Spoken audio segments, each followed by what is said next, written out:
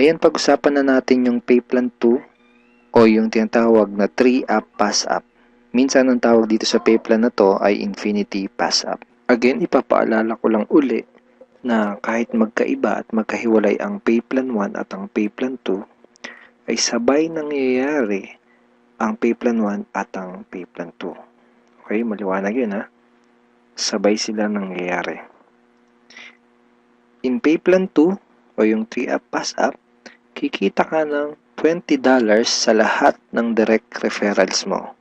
Maliban lang sa second, third at seventh referrals mo. Bakit? Dahil ang second, third at seventh direct referrals mo ay maipapasa pataas sa taong direktang nag-refer sa iyo sa SWA. Okay, maipapasa sila doon sa direct sponsor mo.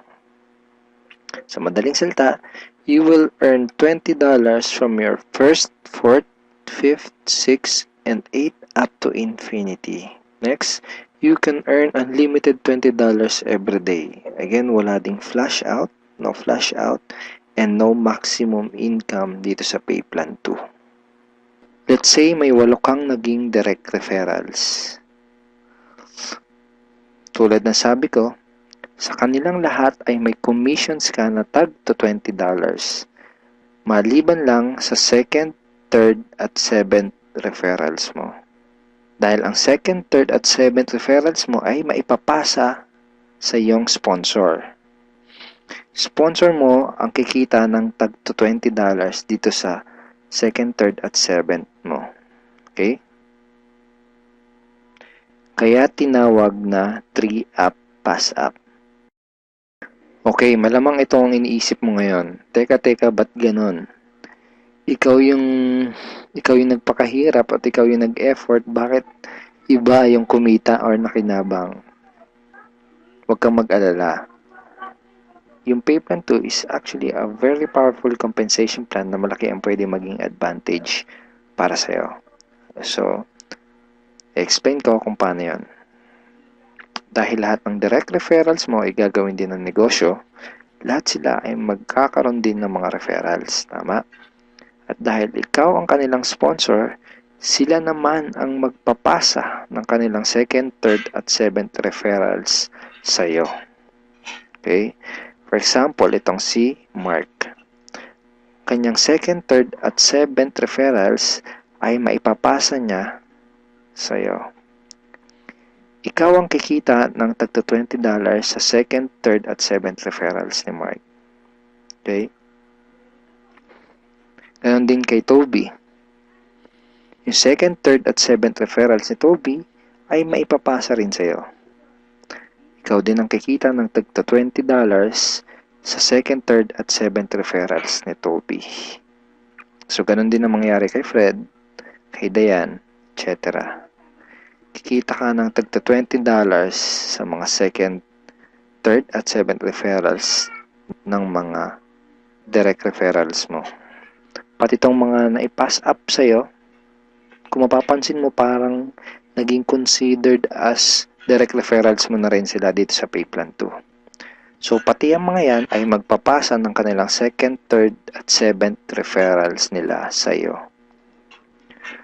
Darating yung time na araw-araw ka nang tatanggap ng mga tag to $20 sa email mo.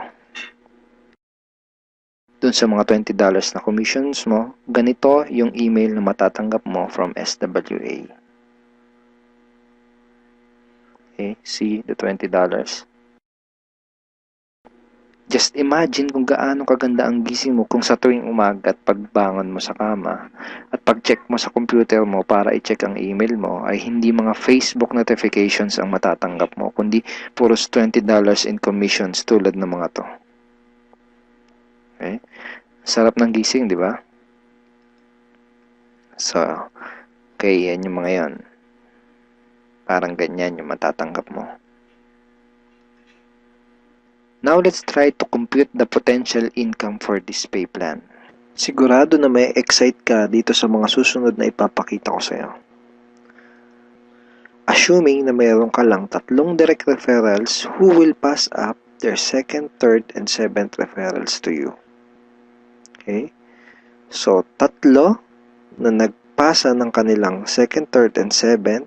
So, 3 times 3, that's a total of 9 times $20 yung SWA Pay Plan 2 commission times $20, that's a total of $180. So, in peso, that's 8,100 pesos. Now, yung 9 na yun ay considered as your direct referrals na rin sa Pay Plan 2 lang. Okay? Ibig sabihin, yung 9 na yun ay magpapasa ulit ng kanilang 2nd, 3rd, at 7th sa'yo. So, 9 times 3 equals 27 times $20 commission, that's a total of $540 or 22,680 pesos. Then, yung 27 na naipass up lang sa'yo ay again considered na rin as your direct referral sa Pay Plan 2 ay again magpapasa ng kanilang 2nd, 3rd, and 7th sa'yo. So, times 3 again equals 81 times $20, that's a total of $1,620. In peso, that's 68,040 pesos. And then again, yung 81 na yun, magpapasa up ulit ng kanilang 2nd, 3rd, and 7th. So, times 3, that's a total of 243 downlines times $20, and that's a total of $4,860. 204,120 pesos. So, again, yung 243 na yun, magpapasap ng kanilang 2nd, 3rd, and 7th. That's a total of 729 times $20.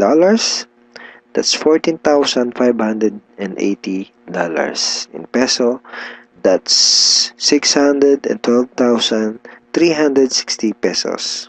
And then yung 729 na yun, magpapass up ulit ng tagtatatlo, yung kanilang 2nd, 3rd, and 7th. So, times 3, that's a total passed up of 2,187 downlines. So, times $20, that's a total of $43,740. And in peso, that's 1,837,080 pesos. Grand total commissions is $65,520 or 2,751,840 pesos. And that's potential income just for Pay Plan 2.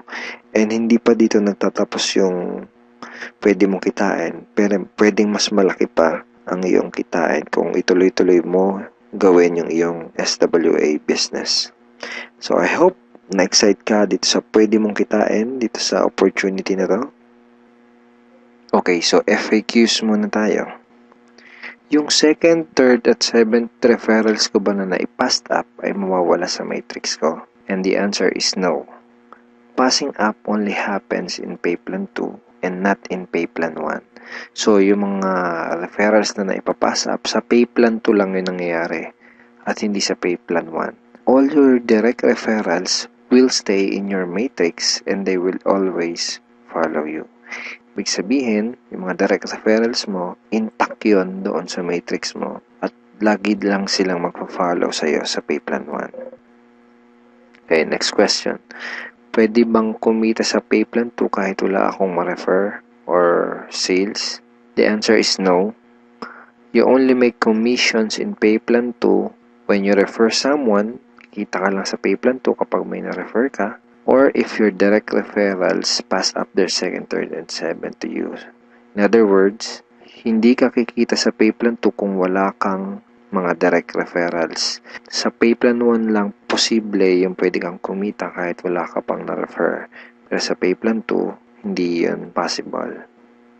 Kung may mga additional questions ka pa, at kung may mga part ka na hindi naintindihan doon sa pay plans ng SWA, pwede mo uling panoorin itong mga video na to para mas maintindihan mo ng maigi yung compensation plan or yung pay plans ng SWA. So ngayon, ang pag-usapan natin ay yung mga benefits mo once na maging part ka na ng aming team, yung Team Unstoppable Internet Entrepreneurs. Once na maging part ka na ng team, ito yung mga training resources na makukuha mo. Magkakaroon ka ng access sa mga training resources na to. Okay? Yung mga information na nasa loob ng mga training resources na to ang magtuturo sa iyo kung paano ka magsisimula ng tama at kung paano mo gagawin ng tama ang iyong SWA business. So, once na maging member ka na ng SWA at maging part ka ng aming team, magkakaroon ka ng 100% access sa mga training resources na to. So, ano-ano ba yung mga nasa loob ng training resources na to? First is yung Team Unstoppable Internet Entrepreneurs Handbook. So, ito yan. Ito yung Internet Entrepreneurs Handbook. Nandito sa ebook na to, yung tinuturo namin na 3 strategies of promoting your business on the internet. Bakit 3 strategies? Kasi yung isa pang beginner, yung isa pang intermediate at yung isa ay pang advanced. So kahit first timer ka pa lang at kahit wala ka pang background sa industry na to, ay meron kami nakahandang trainings para sa iyo at para matulungan ka magkaroon ng tamang start sa business mo. Next is yung how to handle prospect objections. Okay, ito yan. Ito yung loob niyan. Basically, sa business na to, yung mga magiging prospects mo ay magkakaroon ng mga questions once na makita nila yung opportunity. And it's very important na alam mo kung paano sasagutin ng tama yung mga tanong nila. Most networkers ay nagfe-fail dahil hindi nila alam kung paano sasagutin yung mga question ng prospects or yung mga objections ng kanilang prospects. Okay, next is yung Ninja Network Marketing Scripts. How to talk to your leads and prospects on the phone. Okay, ito yun. Basically, these are sets of scripts na magagamit mo kapag kakausapin mo yung mga prospect mo sa phone or sa chat, pwede rin sa chat or one-on-one. Kung ikaw ay call center agent, I'm sure familiar ka sa mga scripts. Next ay itong how to sponsor your circle of influence properly. Okay, ito yun. Okay. So, ituturo din namin sa iyo kung paano mo i-approach ng tama yung mga kaibigan, kakilala at kamag-anak mo. Dito mo matututunan, dito sa ebook na to, mo matututunan kung paano sila i-approach ng tama. Okay? Ayan.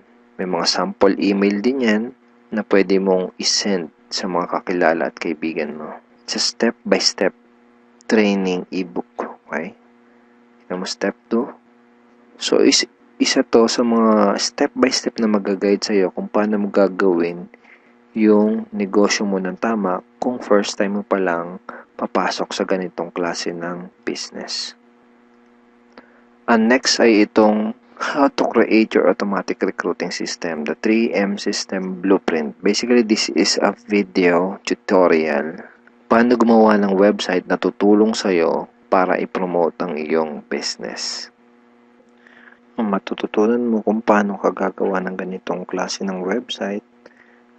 Ito yung website na tutulong sa iyo para mas mapadali mong gawin ang iyong SWA business.